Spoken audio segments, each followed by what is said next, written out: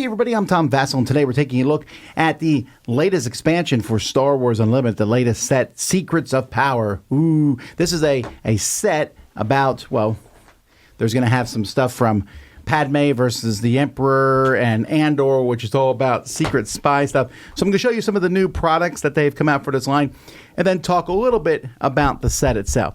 No, going into this, that I'm a huge fan of Star Wars Unlimited. It is the only collectible card game that I play consistently and have a lot of. So I tend to like this. So this is just kind of a glimpse of what they have. We're going to start by looking at some of the extra stuff. Here's some new playmats.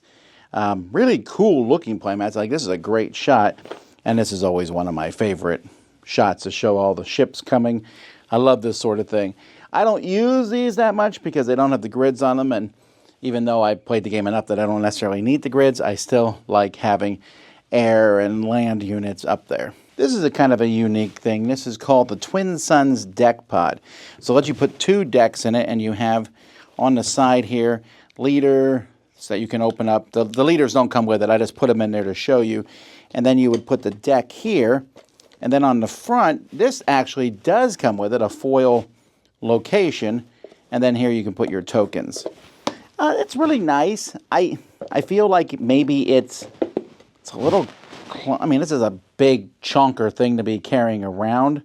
But if you have two decks, this would work really nice. Less exciting, there's softbox. I don't actually like these that much. I get why people use them because they're inexpensive. A way to carry tokens, put a deck in here. And it does have the cool artwork on it here from Andor. But yeah, that comes with it too. This to me is probably the most interesting thing I have here, the damage pad for your locations. And I really like this. In fact, I own several of these already that I've gotten from Etsy. This one is plastic, but it has kind of a unique thing here. This switch right here is just a switch that goes from 0 to 4. And then the outer switch here goes from 0 to 9. And then you just put it in here and it covers it like that. I think this works really well, actually. And it's also, the switches are a little bit of a pain to move, not too much, but I'm okay with that because you don't want them to accidentally move as the game goes by. So this is something I definitely want in my games. Let's talk about cards now. We have spy tokens, which were 0-2, but they have raid, which means when they attack, they are a 2-2. And there is a lot of stuff here. Here, when you add this to someone, it creates a spy token. Here, return a unit from your discard pile to your hand. Create 2 spy tokens. Create a spy token.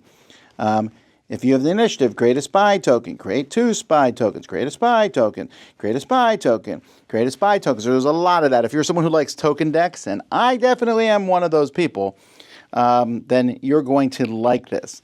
Now, there's also a couple other major mechanisms here. One is plot.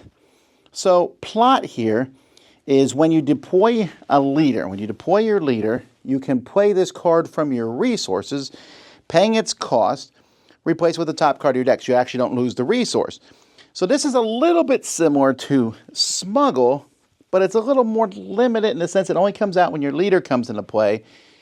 But it's better than Smuggle because it's replaced.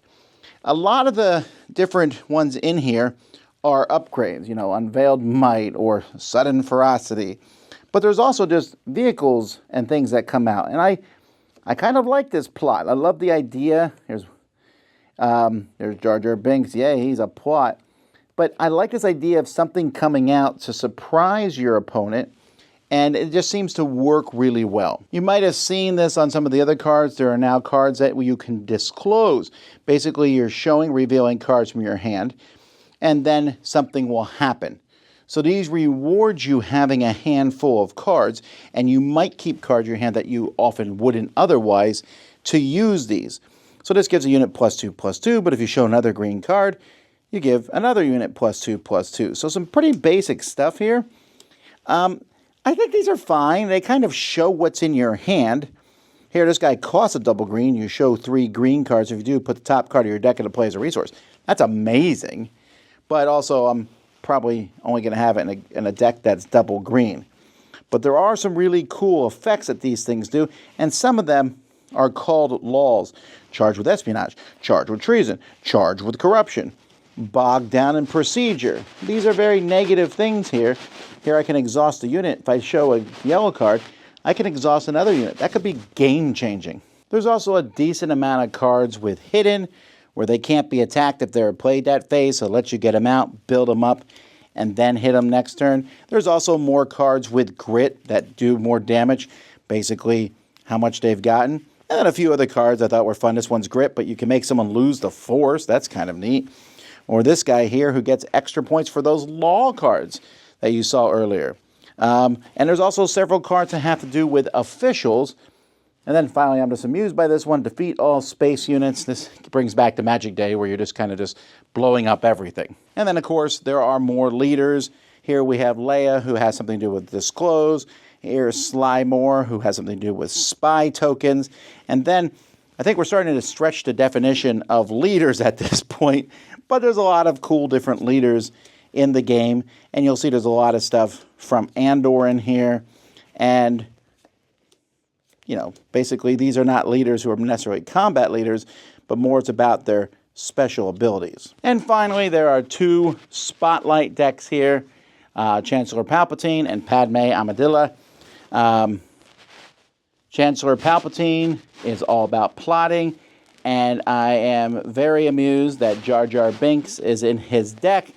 These are some pretty basic decks, but like I said, he's about plotting, and Padme is more about having spies in the deck. It gives some spy tokens and various plots that she can do.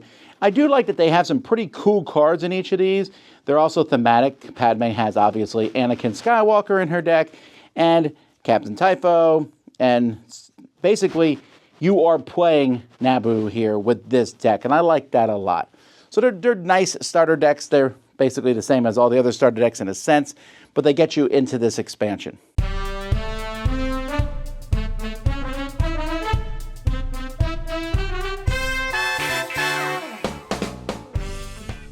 I'm not a huge fan, like I said, of some of this extra stuff. These playmats are beautiful, but how many playmats do you need? But I'm sure people have many, many playmats. And the deck boxes and stuff, I do like the counter for the base tracker, keep track of the health of the base. That's great. The set itself is very interesting to me. I would be lying if I said it's my favorite set because they've had so many amazing sets. I love the one that adds pilots, and I like the Clone War type stuff. But this is cool. Of this set, my favorite thing are the spies. Like I said, I'm a big fan of tokens, so having another new token type is fun to throw out there. That's a pretty easy token type to get out, and it's essentially a 2/2 on the attack. Not as useful on defense, but still, you could even use some spy stuff with some of the clone trooper stuff. I think you could. There's some neat mixes there. The plotting is fun. I always was a fan of smuggling, which was very similar to that, where you have a face-down card that you could bring into play for an increased cost. These are cheaper, but they come into play when your leader comes in, so they're kind of very, very situational. And they're revealing cards from your hand, but I also like a lot of cards in this set. A lot of these cards are sneaky, underhanded cards. If you're a blue Magic player, you're going to like the stuff in this set because there's more tricks. And sometimes I feel like I've been playing a lot of games where there's a lot of units on each side. But sometimes it's fun to play those tricks and things, and I think this set has a good amount of those.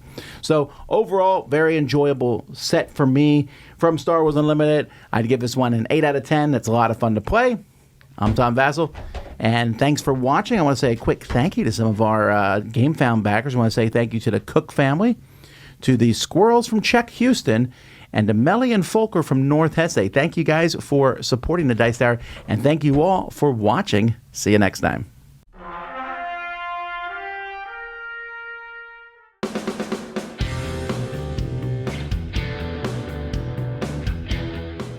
Hey everybody, thanks for watching this video. If you like this review or whatever you just watched, wasn't it amazing? Check out our channel, Dice Tower. We have all kinds of things. We review games, we do top 10s, we play games live. It's all about board games, but especially the people who play them. Check out Dice Tower YouTube channel.